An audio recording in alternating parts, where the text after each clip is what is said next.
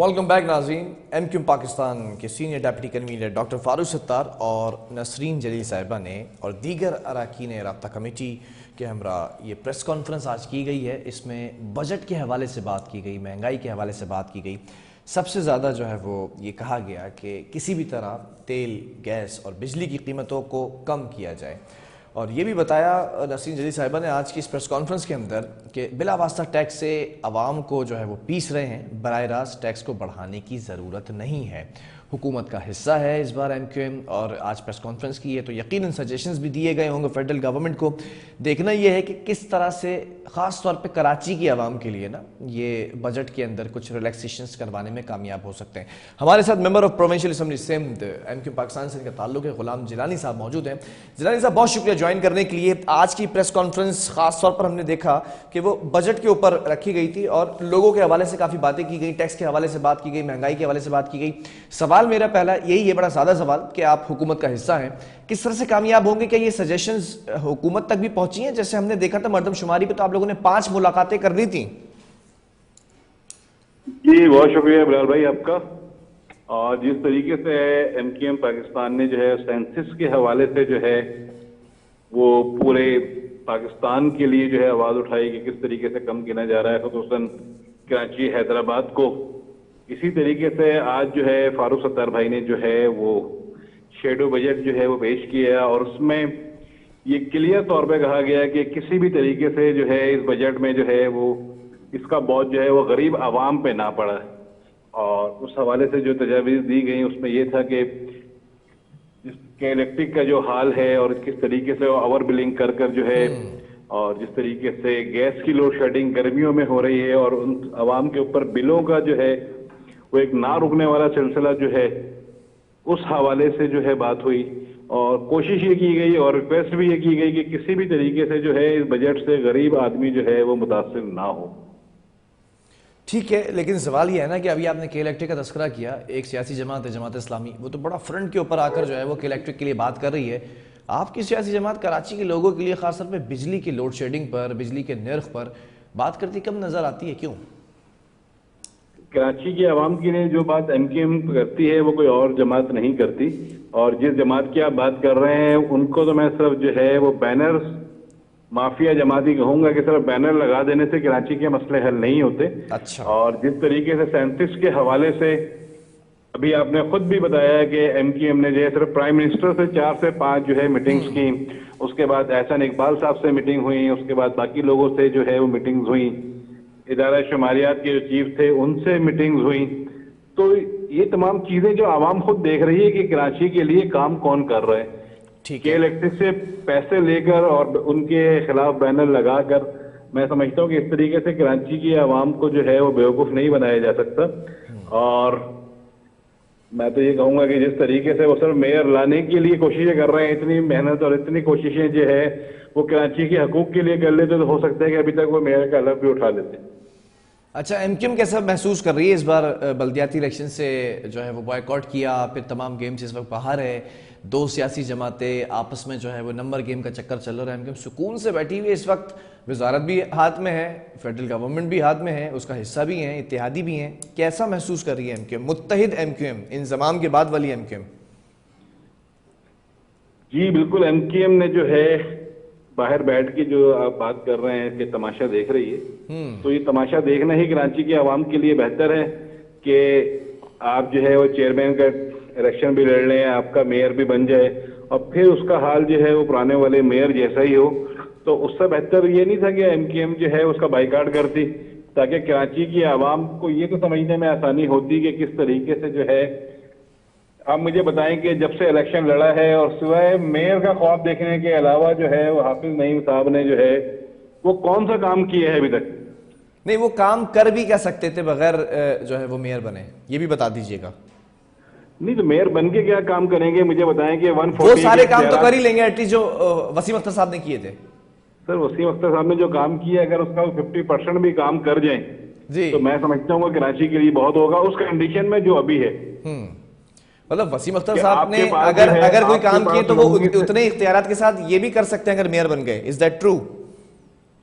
نہیں, M Q M کے ساتھ تو پھر فیڈرل گورنمنٹ کا بھی کچھ جو ہے وہ आशीर्वाद थी, और जिस तरीके से मेयर कराची ने जो है वो काम किया, बहुत सारे प्रोजेक्ट जो है वो लॉन्च हुए, सारी चीजें हैं। आप मुझे बताएं कि सफारी पार्क के टिकट से आप क्या कराची शहर का इंतजाम संभाल लेंगे, या आप कराची जू से? अच्छा, आपके साथ फेडरल गवर्नमेंट थी, यस यू आर राइट, ऐसा ही इसीलिए काम कर गया वसीम अख्तर साहब। जितना उनकी तरफ से हमें सपोर्ट मिल सकी, जितनी हमें सपोर्ट मिली, उसके हिसाब से जो डिलीवर किया है, मैं समझता हूँ कि इतना आगे जो डिलीवर। तो फिर तो जमात इस्लामी के पास तो फेडरल गवर्नमेंट की सपोर्ट भी नहीं है, प्रोविंशियल गवर्नमेंट की सपोर्ट भी नहीं है। अगर ये आ जाते हैं और डिलीवर कर देते हैं उतना जितना वसीम अख्तर ने किया था, तो क्या कहेंगे इस पे? सर फिर क्या कहेंगे इस पे, बिल्कुल उनके साथ खड़े होंगे। अगर वो इतना काम इस शहर कराची के लिए कर जाते हैं, तो हर जो कोई भी शहर कराची के लिए अच्छा काम करेगा, एमकेएम उसको जो है वो शाबाशी भी देगी और उसको गांधी तहसीन भी पेश करेगी। अभी तो आप लोग बिल्कुल मुखालिफ नजर आ रहे हैं, जबकि सबसे ज्यादा वोट जमात इस्लामी ने लिए कलेक्टिवली अगर देखा जाए। जमात इस्लामी के वोट कितने हैं आप मुझे बताएं, पूरे कराची से कितना वोट लिए उन्होंने? कहीं से 2000, कहीं से 1500, कहीं से 2500।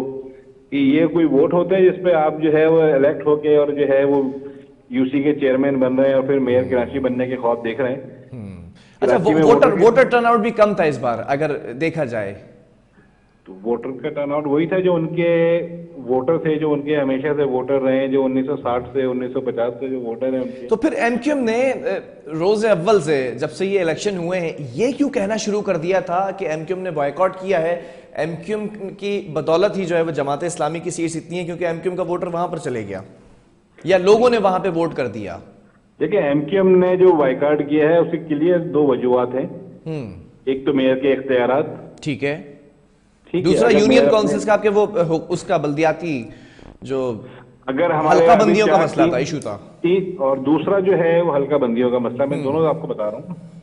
तो और दोनों मसाइल ऐसे थे कि जिनको हल किए बगैर कराची में इस वक्त जो है वो मेयरशिप लेना जो है वो भरपूर हकामत से भरपूर काम होता, कि हमाकत नहीं करनी चाहिए थी और बिल्कुल नहीं करी एमकेएम पाकिस्तान ने। और मुझे बताएं कि क्या करता है मेयर जब उसके पास इख्तियारात ही नहीं होते, ना उसके पास केडीए होता, ना उसके पास वाटर। चले तो जो आपकी जमात पर बीती है, अगर वो जमात इस्लामी पर बीतेगी तो साथ खड़े होंगे फिर इनके? सर हमारे साथ कौन खड़ा हुआ था उसका नाम बताएं। नहीं, मैं तो आपसे पूछ रहा हूँ कि आप पर जो बीती है, बांध के जो है वो समंदर में फेंक दिया गया कि अगर हिम्मत है तो निकल के दिखाओ। तो ये तो एमकेएम की हिम्मत थी, कराची की आवाम एमकेएम के नहीं, साथ एमकेएम के साथ फेडरल गवर्नमेंट तो थी ना, आप इत्तेहाद में थे उस वक्त की हुकूमत के साथ। लेकिन कराची को फंड कहां से मिलता है? फेडरल गवर्नमेंट से मिलता है सर, प्रोविंशियल गवर्नमेंट से मिलता है, इसमें कोई शक नहीं है। लेकिन अभी आपने कहा अपनी गुफ्तगू के आगाज में कि फेडरल गवर्नमेंट भी साथ ही, तो उसके आशीर्वाद से कुछ काम कर लिए। जितना हमने उनसे रिक्वायरमेंट ली, जितने तो हमने ये भी तो एक ऐश था, बेनिफिट था ना कि फेडरल गवर्नमेंट साथ थी। आप मुझे बताएं कि हमें 1100 अरब रुपए का जो है वो लॉलीपॉप किसने दिया था? किसने? ये फेडरल गवर्नमेंट हमारे साथ थी ना। अच्छा चले, बहरहाल आपने मेरी बात का मतलब नहीं लिया था, आप बात को जो है वो किसी और तरफ ले गए। तो 65 अरब रुपए का, 140 अरब रुपए का, और कराची के लिए 50,000 नौकरियों का, और तो फिर तो आपको ये शिकवा, ये जो आप शिकवा अभी कर रहे हैं, ये गुफ्तगू के आगाज में कर लेते कि फेडरल गवर्नमेंट के आशीर्वाद से हम जो कुछ कर सके वो कर सकते थे, क्योंकि फेडरल गवर्नमेंट ने तो आपका मेयर का जब टेन्योर खत्म हुआ था तभी आगे 1100 अरब रुपए का पैकेज का ऐलान किया था। मैंने तो शिकवा किया था, आप समझ नहीं सके, आप बात को कहीं और ले गए थे। चलिए, बहरहाल बहुत शुक्रिया। गुलाम जिलानी साहब हमारे साथ मौजूद थे, एमक्यूएम पाकिस्तान से इनके ताल्लुक है, member of provincial assembly Sindh. बहरहाल अब देखना ये कि एमक्यूएम ने सेंसस के ऊपर जिस तरह से एफर्ट की थी, 5 मुलाकातें करने में कामयाब हो गई थी। अब देखना यह है कि जो बजट पेश होने वाला है उसमें टैक्स की जो है वो थोड़ी सी रिलैक्सेशन की बात की गई है और एक आम आदमी के लिए बात की गई है। इन तमाम चीज़ों के ऊपर क्या कामयाब होते हैं नहीं। ब्रेक के बाद हम बात करेंगे वज़ीर तवानाई इम्तियाज़ शेख के हवाले से, और उनकी ज़ेर सदारत जो है ग्रीन हाइड्रोजन मंसूबे पर जो है वो इजलास हुआ है। बहरहाल कंटिन्यू करते हैं इसको और आपको बताएं कि सिंध के वज़ीर तवानाई इम्तियाज़ शेख ने जो है वो इजलास किया है और उनकी सदारत में जो इजलास हुआ है उसमें ग्रीन हाइड्रोजन मंसूबे पर बात की गई है। हुदा शेख हमारी रिपोर्टर हमारे साथ ऑन कॉल मौजूद है। हुदा, जानना चाहूँगा इस इजलास के हवाले से। जी बिल्कुल, मैं आपको बताऊं कि वज़ीर तवानाई सिंध के ज़ेर सदारत जो है वो आज ग्रीन हाइड्रोजन मंसूबे पर इजलास हुआ है। तो इस हवाले से जो है चाइना उनको ब्रीफिंग दी गई है वज़ीर तवानाई को, और ब्रीफिंग में बताया गया है कि ग्रीन हाइड्रोजन मंसूबा जो है चाइना स्टेट ग्रिड और ऑरेकल एनर्जी के इश्तराक से कायम किया जा रहा है।